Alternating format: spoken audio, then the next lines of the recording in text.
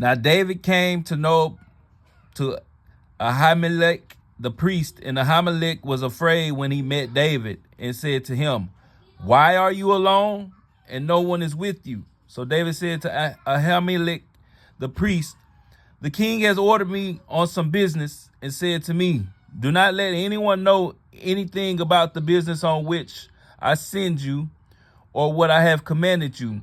And I have directed my young men to such and such a place.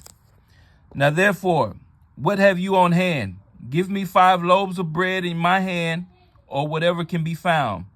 And the priest answered David and said, "There is no common bread on hand, but there is holy bread, if the young men have at least kept themselves from women." Then David answered the priest and said to him, "Truly, women have been kept from us about 3 days since I came out, and the vessels of the young men are holy, and the bread is in effect common, even though it was consecrated in the vessel this day." So the priest gave him holy bread, for there was no bread there but the showbread which had been taken from before the Lord, in order to put hot bread in its place on the day when it was taken away. Now a certain man of the servants of Saul was there in that day, detained before the Lord, and his name was Doeg, an Edomite, the chief of the herdsmen who belonged to Saul. And David said to Ahimelech, "Is there not here on hand a spear or a sword? For I have brought neither my sword nor my weapons with me, because the king's business required haste."